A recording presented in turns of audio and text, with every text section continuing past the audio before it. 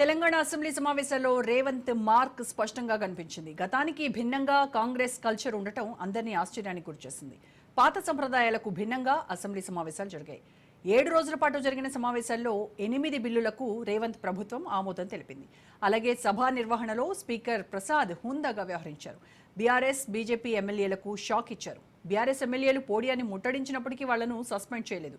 దురుసుగా ప్రవర్తించినా చర్యలు తీసుకోలేదు.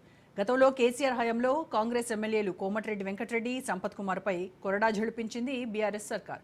కానీ తాజాగా రేవంత్ ప్రభుత్వం మాత్రం కక్ష సాధింపు చర్యలకు పాల్పడలేదన్నారు హస్తం లీడర్లు. తామంతా ప్రజాస్వామ్యబద్ధంగా ఉన్నామన్నారు. సో అసెంబ్లీ జరిగినటువంటి తీరు, కాంగ్రెస్ వ్యవహరించినటువంటి తీరు సంబంధించి పూర్తి ఇన్ఫర్మేషన్ మా ప్రతినిధి రాజిరెడ్డిని అడుగుదాం. రాజిరెడ్డి, 7 రోజుల అసెంబ్లీలో కాంగ్రెస్ వ్యవహరించినటువంటి తీరు అందరినీ కూడా ఆశ్చర్యానికి గురి చేసింది. ఈ గతంలో ఏదైతే బీఆర్ఎస్ ప్రభుత్వ హయాంలో సస్పెన్షన్లు, ఈ రకమైనటువంటి ఇవే ఎక్కువగా మనం అసెంబ్లీలో చూసాం. కానీ ఇక్కడ స్పీకర్ పోడియాన్ని చుట్టుముట్టినా, వాళ్ళు ఎంత నిరసనలు చెప్పినప్పటికీ కూడాను ఎవరిని సస్పెండ్ చేయకుండా సభను కొనసాగించడం అది స్పీకర్ గొప్పతనం. అలాగే కాంగ్రెస్ ప్రభుత్వం కూడా మేము గత ప్రభుత్వం లాగా వ్యవహరించలేదు, మేము ప్రజాస్వామ్యబద్ధంగా వెళ్తున్నాము అనేటువంటి సంకేతాలు ప్రజల్లో బలంగా తీసుకెళ్లేటువంటి ప్రయత్నంలో సక్సెస్ అయ్యారని అనుకోవాలా? ఖచ్చితంగా రోజా, ఎందుకంటే ప్రజాస్వామ్యయుతంగా ఈ యొక్క అసెంబ్లీ సమావేశాలు జరిగాయని చెప్పుకోవచ్చు. అంటే ప్రజల్లోకి కూడా ఇలాంటి సంకేతాలనే కాంగ్రెస్ ప్రభుత్వం పంపించాలని చూసింది. ఎందుకంటే గతంలో బీఆర్ఎస్ 10 సంవత్సరాల అధికారంలో ఉంది. ప్రతిపక్ష పార్టీలు మాట్లాడుతుంటే మైక్ కట్ చేసేది, అంతేకాకుండా ప్రతిపక్ష పార్టీలు నిరసన చేస్తుంటే సస్పెండ్ చేసేది. ఒకానొక దశలనైతే ఎమ్మెల్యేలు ఉన్నటువంటి సంపత్ను, కోమటిరెడ్డి వెంకటరెడ్డిని ఎక్స్పెల్ చేసిర్రు. అంటే ఎక్స్పెల్ అంటే ఇక బహిష్కరణ చేసిర్రు. అసెంబ్లీ నుంచి ఎన్నికల్లో మళ్ళీ ఎన్నికలు వచ్చి పోటీ చేసే వరకు కూడా బహిష్కరణకు గురయ్యారు.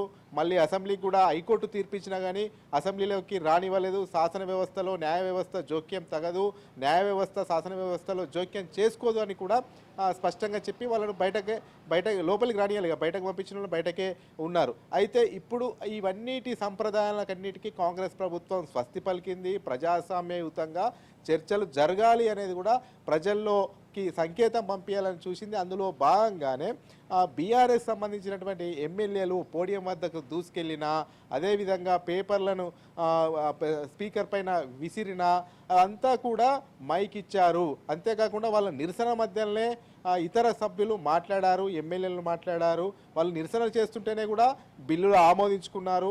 ఇక నిరసన చేసి చేసి చేసి వాళ్ళకే విసుకనిపించి అసెంబ్లీ బయటకు వెళ్ళేదాకా కూడా సస్పెండ్ చేయనటువంటి పరిస్థితి. అంటే ఇదంతా కూడా ప్రజల్లో చర్చ జరగాలి. ఒక ప్రాంతీయ పార్టీ అధికారంలో ఉన్నప్పుడు ఎంత నిర్బంధంగా వ్యవహరించింది, ఎంత నియంతృత్వంగా ఉంది, అదేవిధంగా జాతీయ పార్టీ అయినటువంటి కాంగ్రెస్ అధికారంలో ఉంటే ఏ రకంగా సభ జరుగుతుంది అనేది కూడా ప్రజల్లోకి డెప్త్గా వెళ్ళాలనే ఉద్దేశంతోనే కాంగ్రెస్ ఇదంతా కూడా ఒక ప్రణాళిక ప్రకారమే హౌస్ నడిపిందని చెప్పుకోవచ్చు. అయితే మైకు ఇవ్వడం, ఇవ్వకపోవడము, సస్పెన్స్ చేయడము, చేయకపోవడము స్పీకర్ విచక్షణ అధికారాలు ఉంటాయి. కానీ ఒక సభ్యుడిని సస్పెండ్ చేయాలంటే అసెంబ్లీ లెజిస్లేచర్ శాఖ మంత్రిగా, అసెంబ్లీ వ్యవహారాలు చూసే శాఖ మంత్రే వాళ్ళ పేర్లు చెప్తారు, ఆ తర్వాత సస్పెండ్ చేస్తారు. అయితే కాంగ్రెస్ ప్రభుత్వం ఇక్కడ లౌక్యంగా వ్యవహరించిందని చెప్పుకోవచ్చు.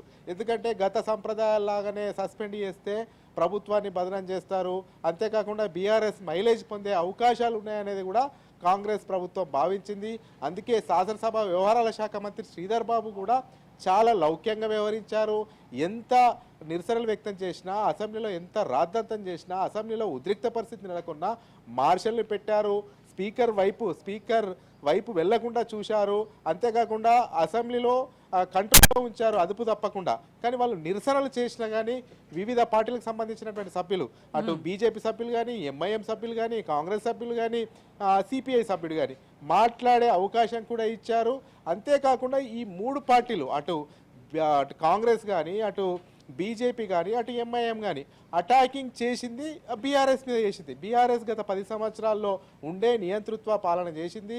అంతేకాకుండా సభ్యులకు అవకాశం ఇవ్వలేదు. సభ్యులు ఏమన్నా ప్రభుత్వం పైన విమర్శలు చేస్తే వినే ఓపిక కూడా బీఆర్ఎస్లో ఉన్నటువంటి, గతంలో ఉన్నటువంటి ప్రభుత్వానికి ఉండబోతుండే. స్పీకర్ మైక్ వెంటనే కట్ చేస్తుండే అనే వాదనలు కూడా వినపడ్డాయి. అయితే వీటన్నిటికీ చెక్ పెట్టే విధంగా ప్రజాస్వామ్యయుతంగా ఈ యొక్క అసెంబ్లీ నడిపించాలనేది కూడా ముఖ్యమంత్రి తాపత్రయం కనబడ్డది. అంతేకాకుండా స్పీకర్ కూడా ఉందాగా వివరించారు. అసెంబ్లీలో కూడా సభ్యులు ఆ రకమైనటువంటి ఆందోళనలు చేసినా, నిరసనలు చేసినా, ఏకంగా తన ఛాంబర్ మీదకి వచ్చి తన చైర్ మీదకి వచ్చినా కానీ అతను ఏమాత్రం కూడా మీరు కూర్చోండి, మీకు మైక్ ఇస్తాను, మీకు అవకాశం ఇస్తాను అని అభ్యర్థన చేశాడు. కానీ ఎంతకు వినకపోతే వాళ్ళే మాట్లాడి ఆ నిరసనలు తెలిపి నినాదాలు చేసి వాళ్ళే వెళ్ళిపోయారు. అంటే దీని ద్వారా కాంగ్రెస్ ప్రభుత్వం మార్కును ప్రజల్లోకి తీసుకెళ్ళిందని చెప్పుకోవచ్చు. మేము ప్రజాస్వామ్యంగా ఉంటాము, చర్చలకు మేము అనుకూలంగా ఉంటాము, ఏ చర్చ జరిగినా కానీ మేము సిద్ధంగా ఉంటామనేది కూడా ఒక ఇండికేషన్ పంపించింది.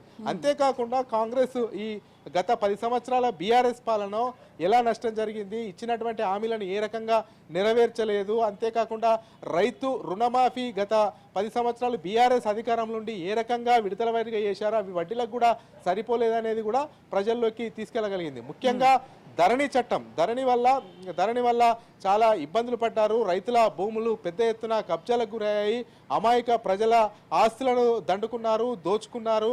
అంతేకాకుండా ఈ ధరణి వల్ల తీవ్ర నష్టం జరిగింది, పెద్ద ఎత్తున భూ కబ్జాలకు గురయ్యాయి. పూర్తిగా ఇక్కడనే రిమోట్ కంట్రోల్ అంతా కూడా ఒక కుటుంబం చేతిలోనే ఉండేదనేది కూడా పెద్ద ఎత్తున ధరణి పైన డిస్కషన్ జరిగినప్పుడు భూ భారతి కొత్త చట్టం తీసుకొచ్చినప్పుడు కాంగ్రెస్ ప్రజల్లోకి రైతుల్లోకి తీసుకెళ్లిందని చెప్పుకోవచ్చు. మొత్తానికైతే ఒకవైపు ఉందాగా నడిపిస్తూ, ఒకవైపు ప్రజాస్వామ్యంగా కాంగ్రెస్ ఉంటుంది, లిబరల్గా ఉంటుంది, ఎవరు ఏ సమస్య పైన మాట్లాడడానికి స్పీకర్ను అడిగినా కానీ ఆ సమస్య పైన మైక్ ఇవ్వడానికి సిద్ధంగా ఉంటామనేది కూడా అసెంబ్లీలో కొత్త సంప్రదాయానికి కాంగ్రెస్ తెరలేపింది. గతంలో ఎన్నడూ లేని విధంగా ఈసారి ఎంత ఉద్రిక్త పరిస్థితి నెలకొన్నా, ఆందోళన నెలకొన్నా సామరస్యంగా పరిష్కారం వైపు మొగ్గు చూపింది. అంతేకాకుండా సభ్యులను సస్పెండ్ చేయకుండా ఎప్పటికప్పుడు అసెంబ్లీలను వాయిదా వేసుకుంటూ 10 నిమిషాల టైం ఇస్తూ, హాఫ్ అన్ అవర్ టైం ఇస్తూ సభ్యులను బుజ్జగించే ప్రయత్నం చేసింది. స్పీకర్ ఛాంబర్లకు పిలుచుకొని బీఆర్ఎస్ సభ్యులను నచ్చజెప్పే ప్రయత్నం చేసింది. కానీ ఎక్కడా కూడా సస్పెన్షన్కు తావు ఇవ్వలేదు, సస్పెన్షన్కు గురి కాలేదు. సస్పెన్షన్ చేయకుండా సభను నడిపి ప్రజాస్వామ్యయుతంగా పాలన నడిపిస్తున్నాం, అదేవిధంగా ప్రజాస్వామ్యయుతంగా సభను కూడా నడిపిస్తున్నామని ప్రజలకు సంకేతాలు ఇవ్వాలనే ఉద్దేశంతో కాంగ్రెస్ ప్రభుత్వం ఈ రకంగా ముందుకెళ్ళిందని చెప్పుకోవచ్చు, ఒక స్ట్రాటజీ ప్రకారం. Roja. Right Rajireddy, thank you.